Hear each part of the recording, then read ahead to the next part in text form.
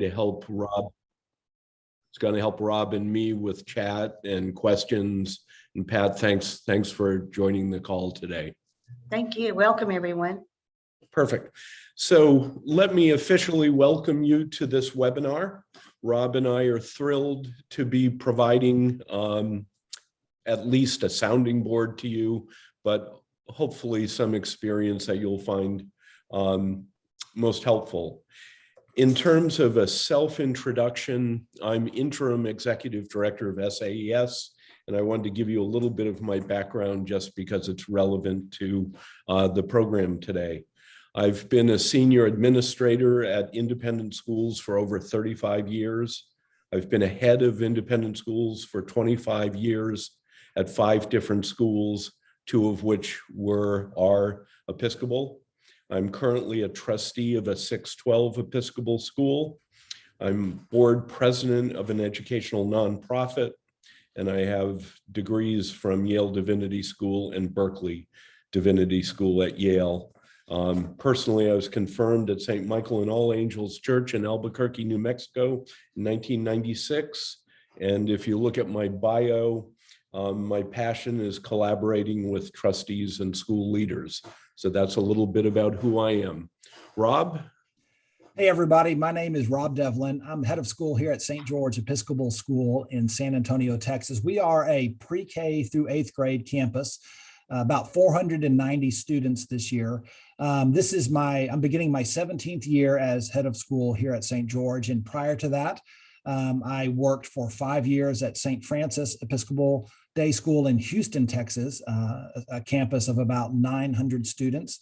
And then prior to that, for 10 years at an Episcopal affiliated but an independent school here in San Antonio called St. Mary's Hall, which is a K-12 school of about a little over 1,000 students. So that's my background. I also happen to be a board president at the moment. I'm the board president for the Southwestern Association of Episcopal Schools, and had the great honor and privilege of working with David Madison, who you all know has moved on to the National Association. And it's been a great joy to be able to work with Andrew here. Wow, about 50, 60 days in now, Andrew? Exactly. Awesome. So it's been really great to learn from Andrew. And I know that he's been of service to a number of schools throughout our association already. So I'm glad everybody's here. And I know that we are going to have a great conversation today. Are we ready to share the presentation and dive right in? That would be great, Rob. And then I'll give an overview of what we're going to do today. And Pat, anything I'm forgetting on your end before we jump into the presentation? You're muted, Pat. A recording of this will be on our website under webinar library. So if you don't already have SAES login credentials, just give me shoot me an email and I'll get those for you. And I'll put my email in the chat. Awesome. Thank you so much, Pat. All right, let's share a presentation here. So we're here to talk about a playbook for board presidents. And so Andrew, kick us off. Absolutely. Rob and I decided that I would do the first 6 slides, and you'll find these slides to be more context and a description of what we're going to really dig into later. You see number 3 on the agenda, the board president playbook. Rob's going to lead that section, but there are 3 major themes we're going to go into depth that Rob will lead us with. But before we do that, a few preliminary thoughts for today and topics. This slide you're looking at, David Madison put together, and there are different graphic ways of thinking about what boards do, especially the interconnectedness of them.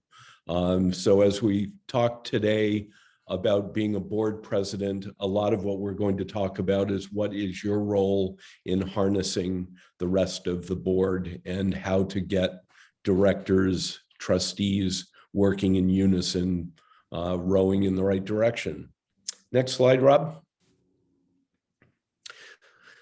So David's point here is that there is some competition at play, and we have to figure out how to lead our team and boards our teams.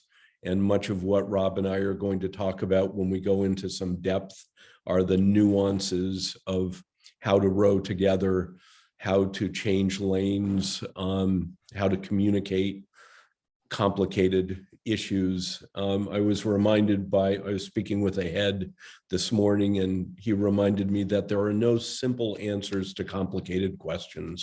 So a lot of what Rob and I and the rest of us are going to be discussing today are nuances, and there's no one right way to run a board, but we can offer you some suggestions and some guardrails on lane switches.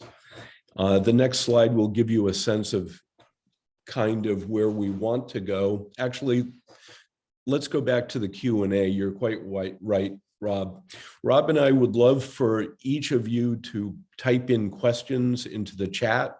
And then at the end of the presentation, we can get into those questions. And if they seem to be relevant on the slides we have, we can dig right in. So please, what questions are you bringing to us for this session? Yeah, and just a quick word on that. I know the chat and the Q&A sometimes are used interchangeably. I know Pat has offered to watch carefully the Q&A section. And so if you just look on your controls there, it might be on the top or the bottom of your screen, but that Q&A button is going to be the best place. Pat's going to watch, keep an eye on that for us. And if we need to interrupt with a particular question at any time, she will kind of break in and let us know that we have a question there in the Q&A box. Pat, does that sound reasonable? Yeah, sounds perfect. Perfect. Okay, cool. All right, Andrew, back to you. Thanks, Rob. So we'll be monitoring those questions, but here are some of the themes that Rob and I think are experiencing at our schools today. The first one is, how are you keeping up with the ever-shifting landscape? The two shifting elements, of course, are COVID and everything surrounding COVID, and whether you call it DEI or belonging or justice or Black Lives Matter, those seem to be the two themes that have been getting boards' attentions and areas where heads of schools and boards need to partner to understand them. We'll go into some depth in this later, but I'm reminded on the very preamble of the NAIS trustees' best practices, we're urged to remember that our role as board members is to monitor the program to make sure we're consistent with our mission and vision. It doesn't say manage the program, but it says monitor. So we want to make sure as board chairs and trustees, we are keeping up with whatever is happening at school, though we want to be hesitant in taking over the reins. Getting the most out of your board meetings, Rob's going to go into that more deeply in the playbooks. But we've identified that a lot of the board conversations are about strategy and fiduciary responsibilities. And then there's this larger generative conversation that is about a number of topics, and it's often around enrollment, marketing, visioning of this future of the school. But I think what's interesting about the second bullet is there's almost nothing under there about management. It's all about strategy, fiduciary, and generating new ideas. How does the board react to unhappy stakeholders? This probably is what's most on our minds these days, because I was listening to a presentation by Rob Evans and Michael Thompson, where they said at an NAIS meeting recently, no matter what decision a head makes, 40% of the people are going to be unhappy with the judgment call. And who hears about it? Board chairs hear about it, trustees hear about it. And Rob and I hope that we can help you model how to respond when those unhappy stakeholders come knocking. Prepare for triangulation. I think what we try most is to involve conversations with the right people at the table and try to avoid who said what about whom. Triangulation is challenging. The last bullet, expect more interaction with higher levels on the parochial governance pyramid. I think if we start talking about school responses to COVID, then there are a lot of different stakeholders in governance, from rector to school boards to government officials, and somehow the governance pyramid becomes stressed. Rob, would you react to that before we start going into into depth on the playbooks? Yeah, absolutely. So yeah, taking off my board chair hat and putting on my head of school hat. Yeah, these are a lot of the themes that heads of school are dealing with. And many of these topics I've had conversations with my board chair about a number of times already this year. The shifting landscape we're all dealing with. How do we manage our board meetings so that we can stay on task and accomplish the right kinds of things without digressing into 1,000 different rabbit trails? How do we respond to unhappy stakeholders is a huge one, right? And as a head of school, a parent doesn't like my decision. How do they then go straight to the board? And does my board understand how to respond appropriately, empathetically, but without promising or answering a particular question, so that they can stay in their appropriate lane? And then of course, extra layers from the diocese to vestries to rectors, and then all the governmental agencies, giving conflicting ideas and guidance further complicates everything. But I'm wondering from you guys, if in the Q&A, if you have other themes that are emerging in your school, or that in particular that you're worried about or concerned about or have questions about, that don't fall under one of these categories, feel free to put those in the Q&A as well. And we can take a look at that as we move along. Does that sound good? It sounds great. And Rob, we can give people a couple of minutes to put the questions and answers. I think I would like to close this section. When I read again the fine print under bullet 3, the second one, things that used to be administrative matters could affect the board lane due to health and safety questions. What I hear you saying, Rob, is that some issues that were purely the head's issues are now becoming board issues.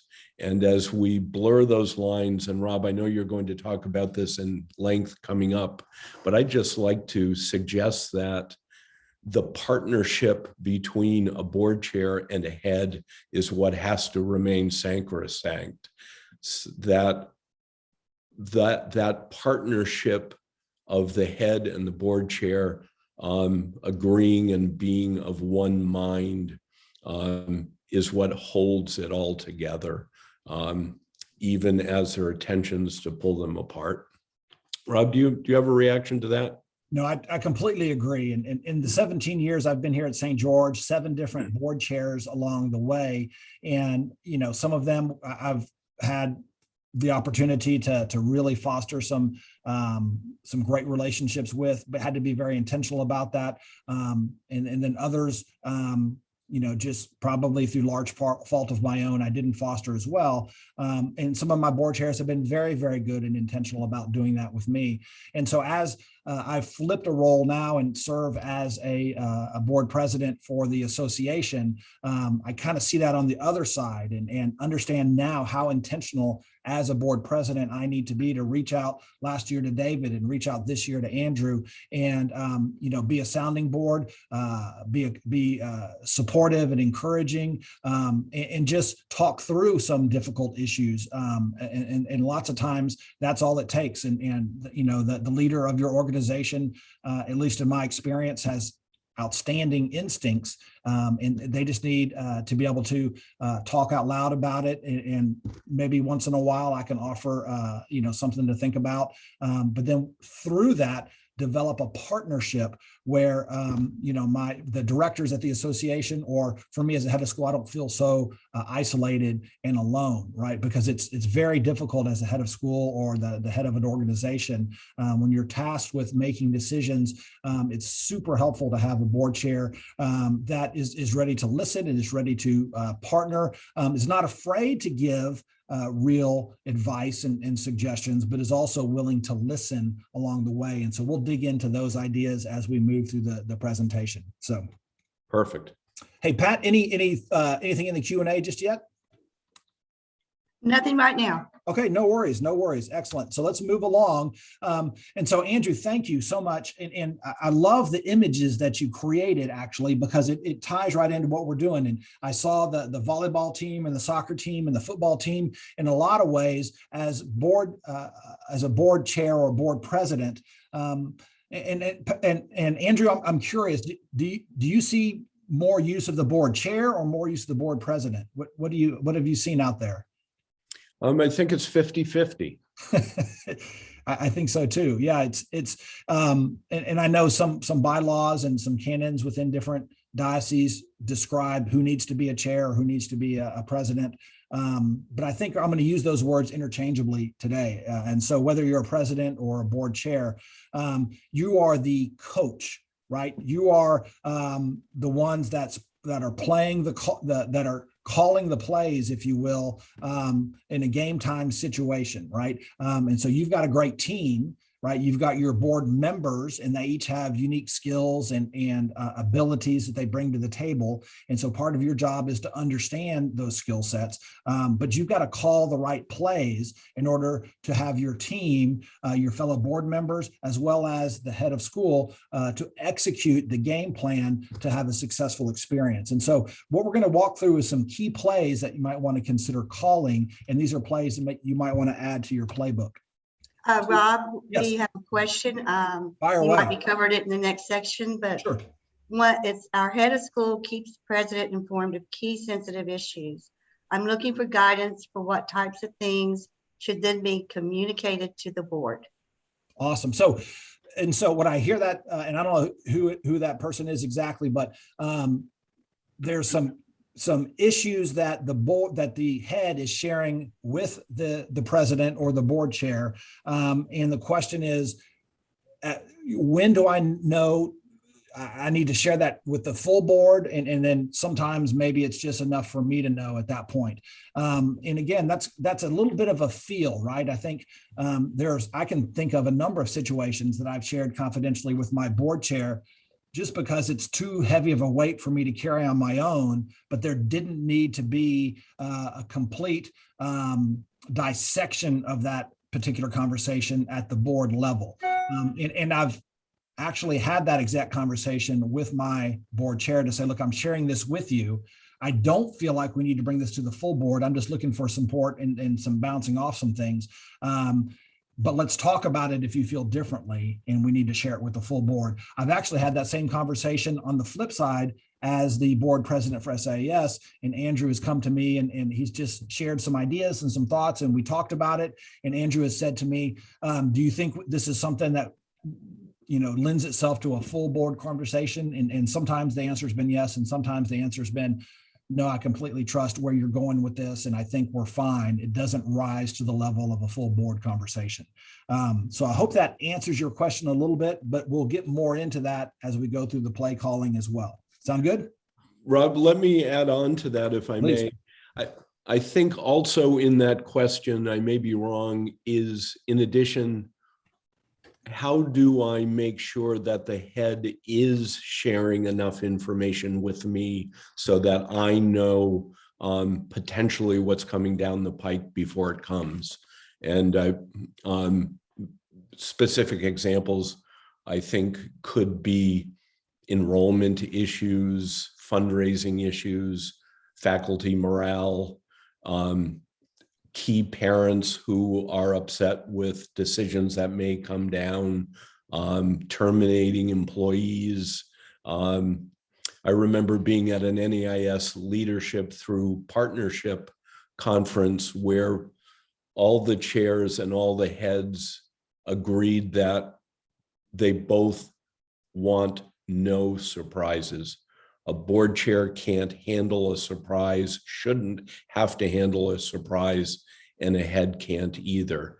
So, Rob, you're absolutely right about determining what needs to be shared with the full board. I also think the board chairs are trying to be sure that their head is sharing enough with them.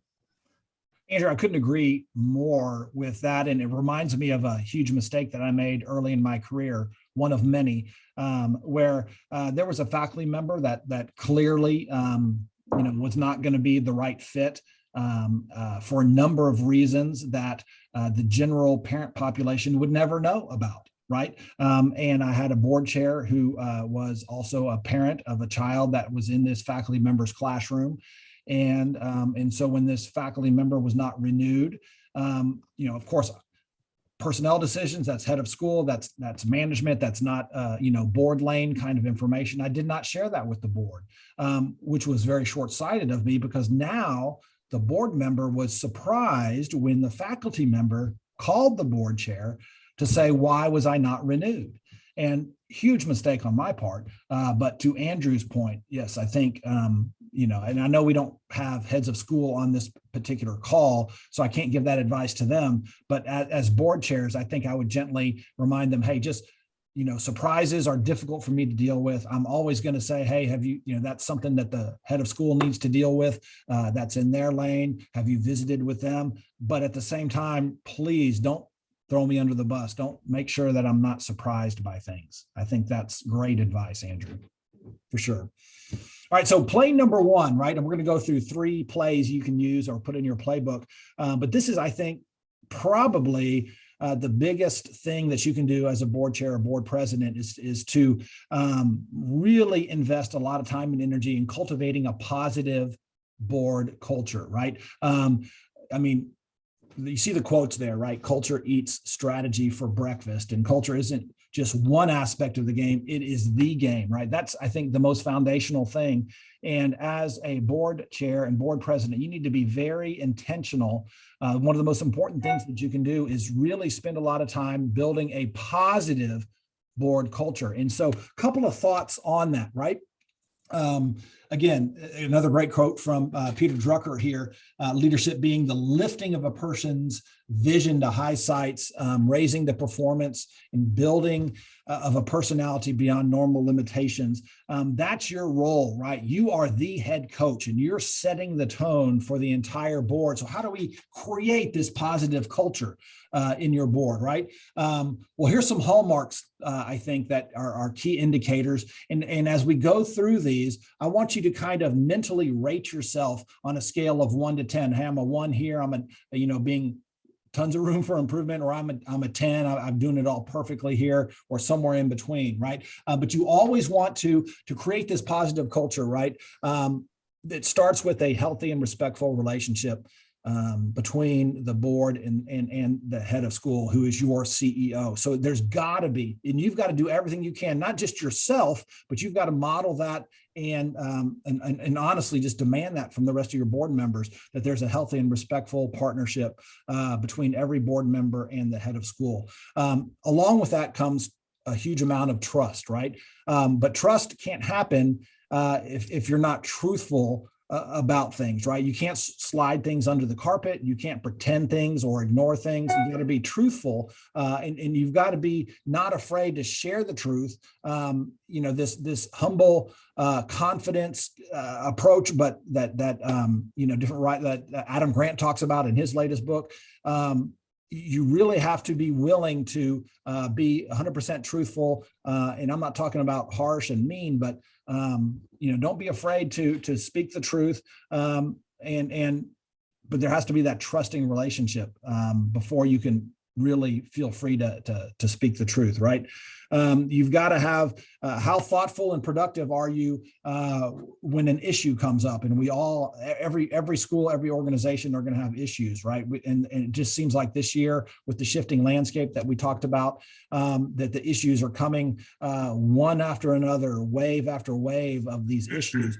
And this thoughtful and productive resolution, you've got to be really committed to that. And it's your job as the board chair and the board president to set the tone for a thoughtful and productive resolution, which means it's going to take some time, and it's going to take some patience, and it's going to take some opportunity to hear all the voices around the table and do that in a respectful manner, but in the culture that people aren't afraid. You don't want to be a tyrant on the board that people are afraid to speak up. You want to create that culture where they're willing to speak up, and you also don't want a bunch of people that are just going to nod their heads and agree with whatever you say. You want to really value their input, right? So how willing are you to address, and then when people get out of their lane and they act inappropriately, it's a unique skill set, but are you willing and are you able to address that poor board behavior? And we've all seen it in our boards where people have individual or personal agendas, or there's some pride or some fear that gets involved that affects our judgment. And so as board chair, board president, you've got to be willing to, in a thoughtful, respectful way, maybe pull that board member aside and have a conversation with them to say, hey, I understand where you are. Tell me more about how you're feeling, and then get them back on track and understand that, hey, as a board, sometimes we've got to take our personal agendas, take our parent hats off, and understand, again, from a strategic, fiduciary, generative point of view, what's best for our organization, and then share that in a way that other people are willing to listen. So I'm curious, right? I want you to reflect on that, and in the chat, maybe just kind of rate yourself. Don't do it in the chat, just do it in your head. But just rate yourself. How positive of a board culture are you able to create? I think that's very foundational. And I want you just to reflect on that for a minute. I think more time and energy that you spend on creating a great board culture is going to pay dividends and help your other plays run as well. Andrew, thoughts on that? I think you're absolutely on the mark, Rob. The more we think of our boards as solving problems and making our schools better, the happier we are as board chairs and boards. The more we're thinking about what isn't going well at school is dragged towards improving our schools. And I think the board chair in the head behind a closed door is where you talk about the grittiness of issues, and the board, it's more solutions to problems than a rehashing of a problem. We have a question, Andrew. Rob, can you give suggestions on how to correct behavior for volunteer positions, especially if they are short on volunteers? So correcting behavior for volunteer, you have a volunteer, you need a volunteer, and the volunteer isn't really playing by the rules, or is maybe going a little rogue and using that as a platform to perhaps misbehave, or maybe just not play nicely with others. Yes, I've seen that a number of times, even at various organizations, and I understand what you're saying. I don't know if this is the universal answer to that, but what I've done in the past, and for example, this we have a PTO board, and sometimes we have some volunteer leaders on the PTO board that didn't necessarily agree with certain things and took it upon themselves to do things the way they preferred to have them done. And as a volunteer, I think it's very important, again, to address it head on, but do it in a respectful manner that values that individual, recognizes their contribution as a volunteer, but attempts to steer them back into the right lane. Sometimes you can get a nodding head and agreement, and then they go right back. And at that point, then maybe you have to call an audible and have a pretty stern conversation with them to let them know that you appreciate their role as a volunteer and need that, but it's also very important for the overall good of the community that they do things in a manner that's consistent with stated policies from the board. Example that we had in my own organization had to do with how we ask for money and at what times of the year we ask for money. And certain volunteers, of course, they are very excited about asking for money, and they have certain ways that they feel like they need to do it. But our development committee has a very clear plan. And so after walking a volunteer through the rationale for that plan, and then seeing that volunteer still was sidestepping the agreed upon method, then we had to find a different way for that volunteer to volunteer in the organization. Yep. All right, so a couple of warning signs about your culture, I think. What are some things that may show up on the dashboard to indicate that you might have a culture problem, right? Are there cliques, right, at the board, right? When they come in, do the same 3 people always get together? Do the same 4 people always have the meeting after the meeting and not really share? I think that's a warning sign. There's the number 2, the meeting after the meeting that doesn't include the full board. And I'm not talking about natural affinities where a couple of guys who enjoy hunting are talking about hunting, and then a couple of attorneys are talking about some legal things, or those are natural, right? I'm not talking about that, but you know what I'm talking about when you see a group and they kind of huddle together after the meeting and talk about what they like or didn't like in hushed tones in the parking lot. I think that's a huge warning sign that there's a culture issue. Another big thing that I've seen a number of times is when you start having individual board members start bullying or overrunning a conversation, dominating the discussion in a way to make their point, and they're not willing to listen or invite contributions from other board members. I think that's a big warning sign. An overuse of the executive committee. Well, that's an executive committee thing. And so we're going to meet separately on that and have that conversation. I think that breeds a lack of trust sometimes. So that's a huge warning sign. And then again, we want to foster a strong relationship between the head and the president, right? But sometimes too much of a good thing could be dangerous, right? We got to be careful about too much closeness, right? We don't want kind of this power duo making all the decisions. There's a reason why we have a full board, right? And so that's a huge warning sign, I think, that if you see too much closeness between the president and the board, as board president, you can mitigate that, I think, by dialing in other members and understanding their contributions and inviting that participation in along the way. But too much closeness, again. Other warning signs, Andrew, that you've seen in your experience? No, I think this is really good, Rob. So yeah, here's what I want to say about this, right? We've all experienced this. I don't want you to go away thinking, oh my gosh, my board's in shambles because there's some clicks and some things. You're probably going to see some of these warning signs, right? Just pay attention to them and maybe put some extra time and attention towards, addressing clicks or overuse of executive committee or the meetings after the meetings. Don't panic. Just know that, hey, as a board chair, seek some solutions when you start seeing some of these warning signs, right? Add some oil or some transmission fluid and move along. All right, so here's some strategies, right? Some very practical things that you can do to create this positive board culture, right? Number one, I think it begins with very intentionally setting an agenda that you've created in partnership with the head of school, right? So it should not be your personal agenda as the board chair or board president.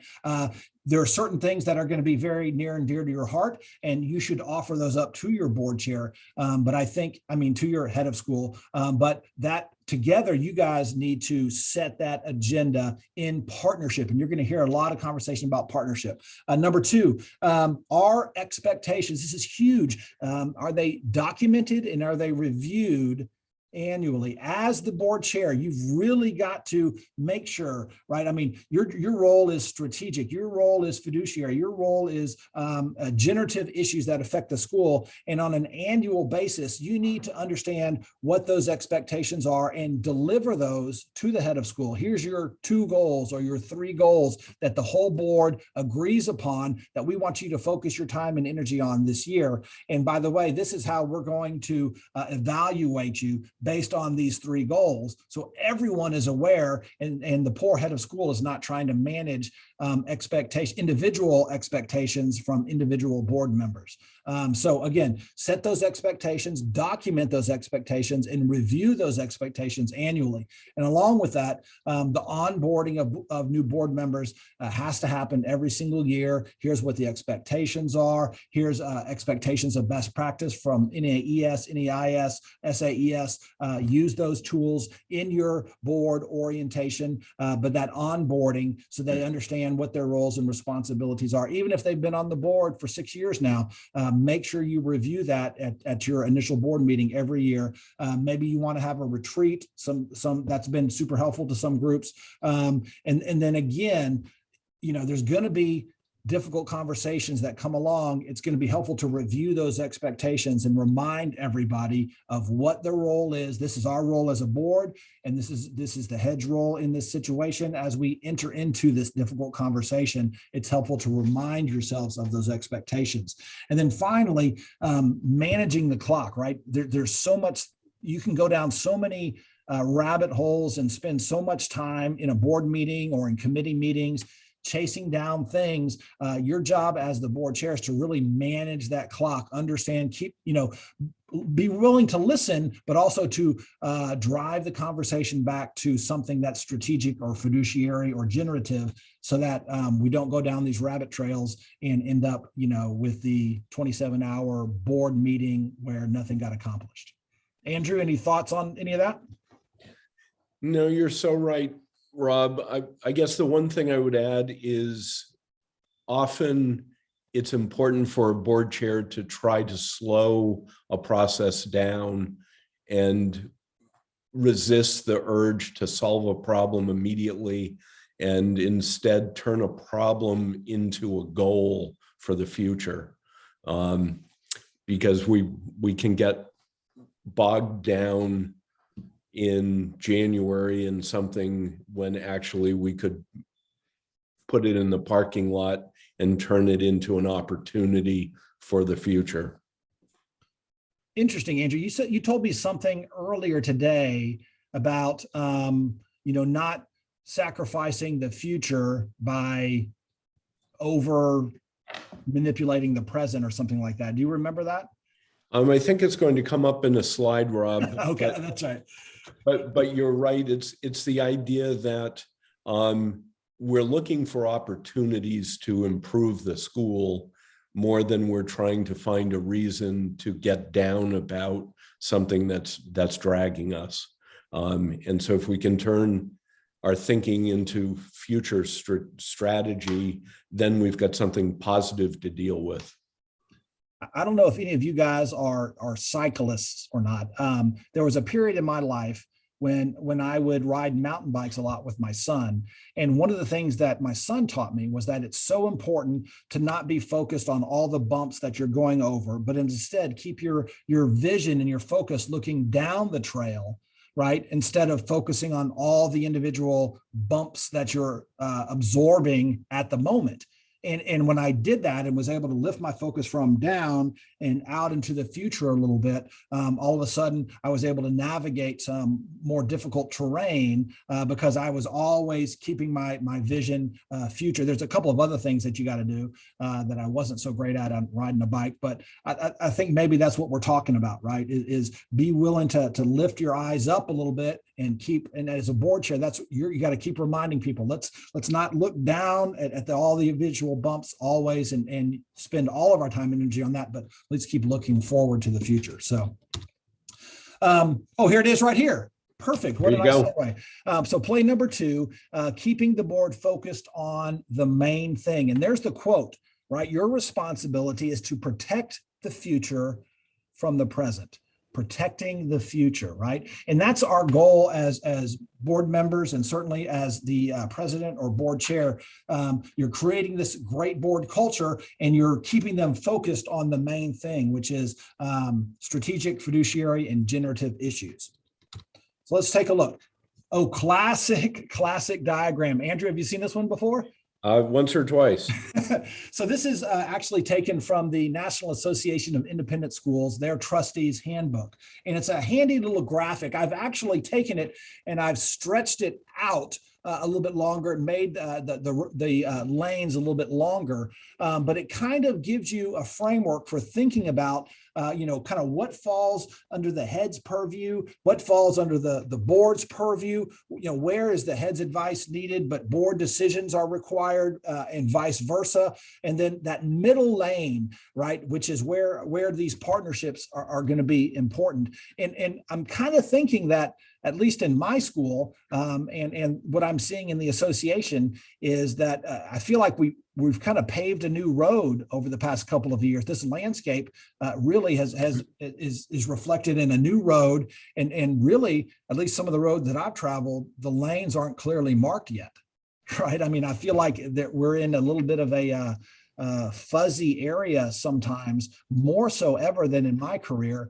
And so as I'm speaking as a head of school to my board chairs, I'm seeking more and more, asking them, hey, I'm struggling with this. And I know that this is kind of operational, but I'm asking you to step down from the policy side a little bit and partner with me. And at the same time, the board is seeing the need to ask me to step out of some of the operational stuff and partner with them on some policy stuff, especially as it relates to health and safety throughout COVID. And so the lines are becoming very, very blurred here, right? But in general, everything operational, right? Thinking about things, admissions and staffing and program related stuff and systems related stuff about how the office works, those kinds of things are operational. The board's advice is tremendously helpful to a head of school, but really the head, that's under their purview for the decision making, right? That's their lane there at the bottom. Jump back up to the top lane there under policy, right? And the time and attention that the board needs to put on policy, that's where their focus needs to be, right? On strategic issues, on issues of, our mission and our vision, looking down the road, how we're going to remain competitive if there's different levels of competition coming into our marketplace, issues of leadership and maintaining, what's going to happen if we have a transition at the head of school, right? And leadership transitions.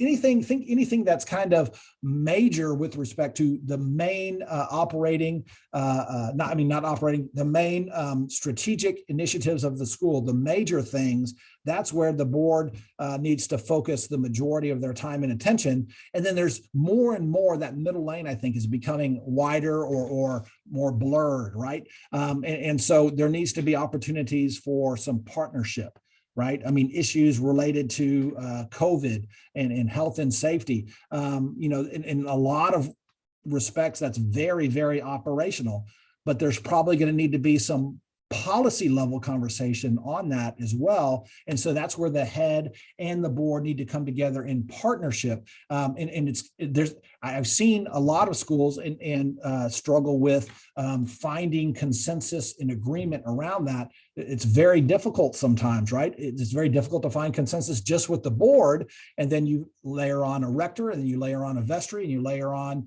some diocesan policies and 1,000 emails from parents offering their points of view. It very much muddies the water. And so I think it's going to take some very intentional and really some hard work and a commitment to ongoing conversation, to ongoing trust, to ongoing listening through that process. The challenge comes is that there's a time pressure built into that at the start of school, and there's time pressure related to changing guidance that's coming down from government entities that, again, complicates things in a way that really is pretty unique. Andrew, any input into what we're seeing here and the shifting landscape and how it affects this graphic here? Only that the heads I talk to all over the country need the support of the board chair and the support of the head, because they're taking it every single day, because all these judgments come with a lot of pushback, and boards and chairs need to stand strong with their head and disagree behind closed doors, but agree in public. Yeah, Andrew, that is such brilliant advice and so helpful to me. We've had a number of conversations, and the board in my particular school has trusted me. I think I've earned that trust, but they've trusted me with doing things, but I inform them every step of the way. And so it's kind of a two-way street. Now, have I made mistakes in that along the way? I shared with you a huge mistake that I made early in my career, of course. And the board was forgiving and shared with me how I could do better the next time. And so we move forward, right? I think that's important for board chairs to realize as well, is to, not go nuclear on any particular thing, to be very calm and a steady hand. We don't want to jerk the wheel, particularly in this very uncertain time. But there does need to be, and there probably will be very frequent opportunities to come back and say, look, we really need to visit about this and be on the same page, so that when information is presented to the larger school community, we know that it came out of the partnership lane as opposed to some of those other lanes. So that's where I would offer my insight on this particular graphic. So keeping the board focused on the big picture, right?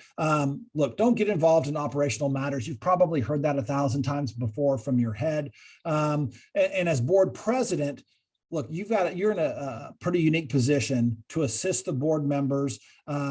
You probably have a lot of parents, I would guess, that are board members and parents. And so as board president, your job is to really help these board members who are also parents to understand when to wear the parent hat and when to wear the board member hat. And it's hard. It's difficult, right? I mean, these are your kids as a parent. And so you've got a lot of skin in the game from that standpoint, but being able to step back and understand that, hey, I got to check that at the door and understand things from, a board member, strategic, fiduciary, and generative point of view. I think that's where the board president needs to continually remind all the board members and keep them in the proper lane, the board member lane at the top, but also in the partnership lane. So play number 3, your job, your task, your challenge is to keep the board humming, to keep it in good running order, right? Board chairs don't always understand the intricacies of how schools run. It's not their role, right? It's not your job to understand exactly, how boards, I hit the wrong button. Move this out of the way here for me. But you do need to know what leadership looks like and how to be supportive, right? I think that's a great quote, right? You don't worry about curriculum and how to manage a 4th grade team and how to run a PE department, but look, you do need to know leadership principles, and then how to be supportive, right, of your board, of the other board members, and of your head of school, right? So how do we keep the board running in good order? It's a little checklist for you. Number 1, we talked about it already, onboarding is huge, right? Having that conversation, reminding everybody at the beginning of each year, making sure that you have board member orientation, should be an agenda item. It should be very high on the very first meeting that you have, where you understand what it means to be an Episcopal school, what it means to be a trustee, what are the expectations, right? I think those are huge, right? Also then, very early, probably first meeting, again, setting the goals for the year and articulating that for everybody. Here's our goals. Here's our head of school's goals, right? And you've already had a conversation with the head of school. And so you understand kind of where that's been. You've gotten feedback from the board. Y'all developed a set of goals. You've communicated those goals to the head of school in front of everybody, and everybody agrees that these are the key things. And again, it's not 27 things. It's, 2, 3, 4, 5 things that the board is going to really focus their time and energy on, that the head is going to really focus his time or her time or energy on as well. So setting the goals as a board, setting the goals as the head of school, and then each individual committee probably setting some goals for what they want to accomplish in the near term and in the long term, right? Managing the agenda for board meetings. We talked about this already, right? But this is probably the best way to make sure that you're keeping everybody in their lane. There's a clear agenda. There's probably a bunch of reports that you can set for a consent agenda. And then you can really focus on the key strategic and fiduciary and generative items that the board needs to be focused on. And a lot of that work may even come from committee and then reported back to the full board. Andrew, any thoughts on agendas or on board training? No, I just agree completely. Also want to leave some time for questions. We've got about 10 minutes left. Perfect. Okay. So is this am I on number 3 already? Yes. I am. So that's good. We're getting right to the end. I do want to mention this last bullet, right? Managing the assessment process. Please, please, please, as board chair, make sure that there's annual evaluations of your head of school that's tied back to the goals that you had talked about. And then that you're self-evaluating your work as a board.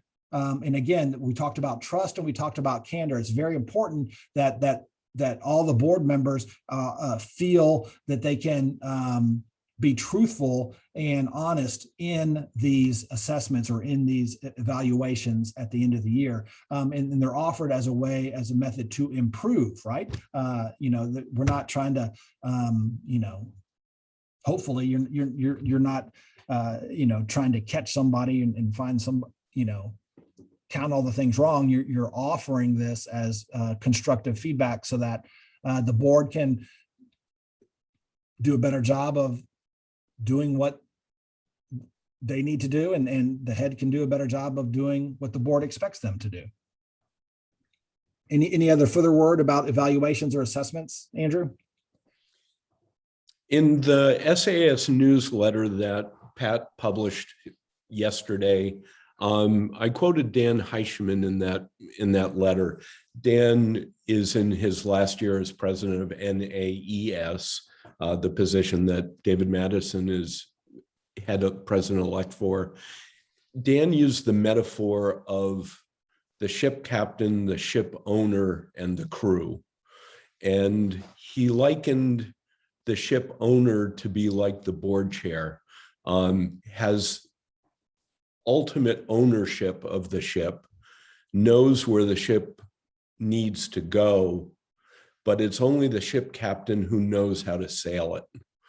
And the crew, the sailors, know about their individual jobs on the boat, but they don't know how the whole boat works together. And that metaphor that Dan chose worked for me pretty well. And Dan reminded me of something Rob said earlier, which is, if you keep your eyes on the stars and let the ship captain steer and make sure there's wonderful communication between the owner and the ship captain, then you've got that partnership that works.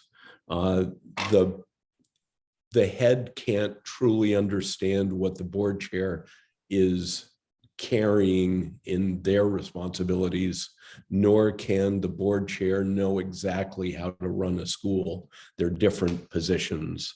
But being clear about the goals, what you want as a board chair from your head, getting them in writing and revisiting them regularly will make the evaluation process better.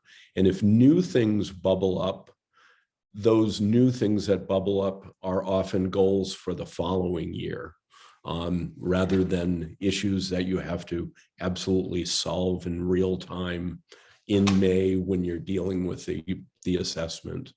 Rob, am I on or off on that one? No, totally. Yeah, and things will always come up, right?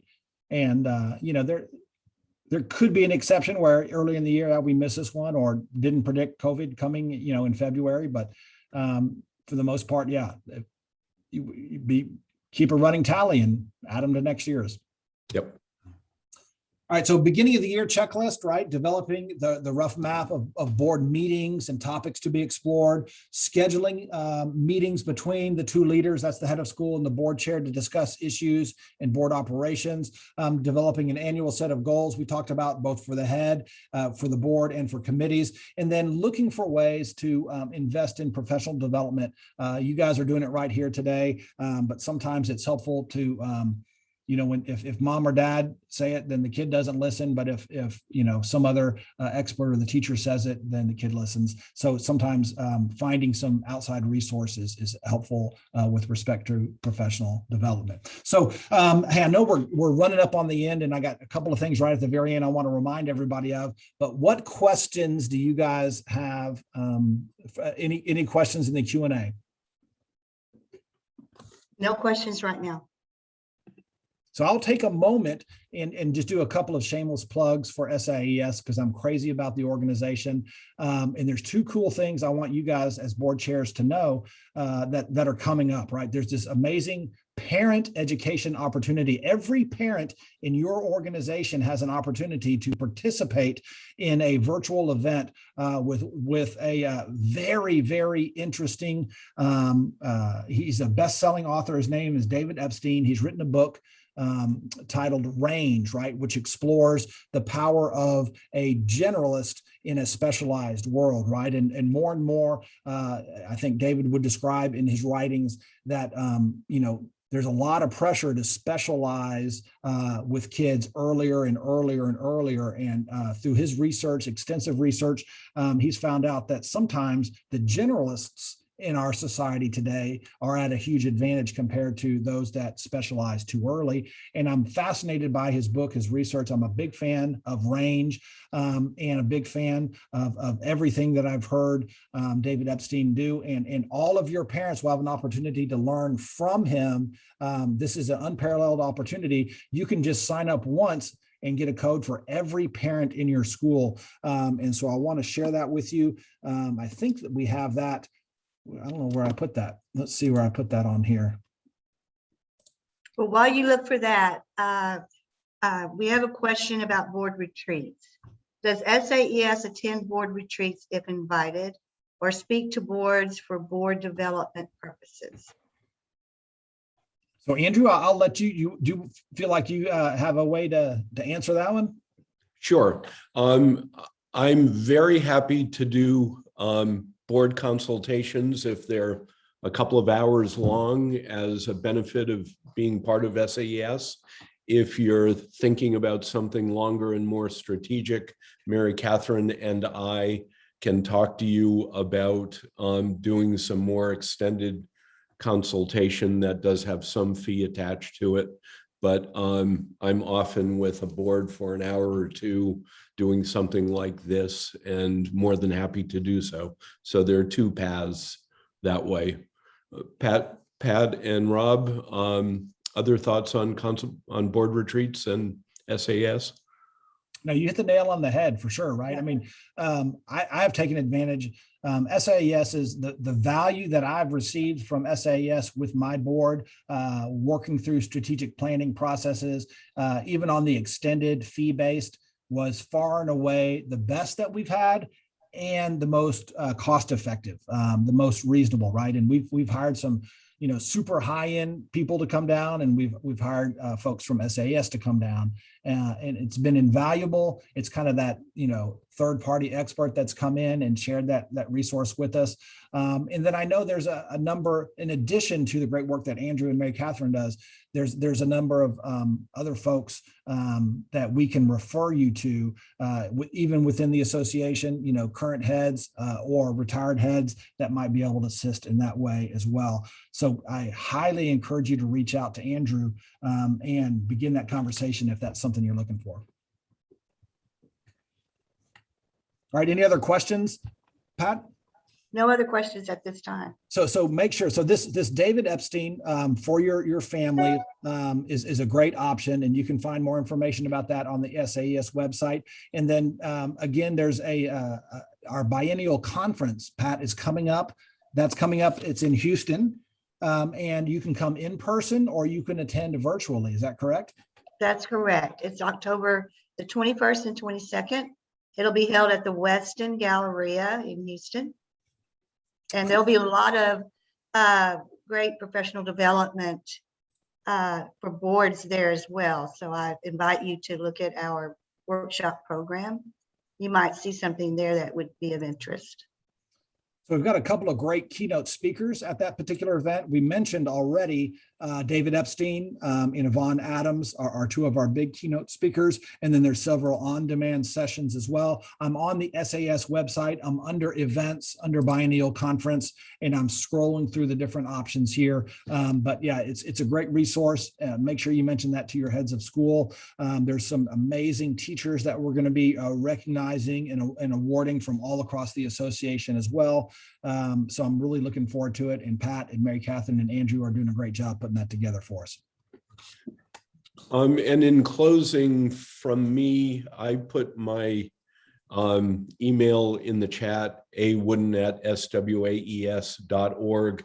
I encourage any of you to email me if you want to follow up in dialogue on the phone or on email on any of these topics that Rob and I have covered as well as we could in an hour's time. But my time is yours, so contact me if you want to explore any of these further. And Andrew, thank you so much for your leadership for the association and the work that you're doing with so many of our schools right now. It's an honor and a privilege to get to work with you. And Pat, you are the best. Thank you so much for holding down the fort there in Canyon and all the good stuff that you're doing. Thank you all for joining us today. I'm going to close us with a word of prayer, and then I'm going to go do some carpool. So, hey, let's pray.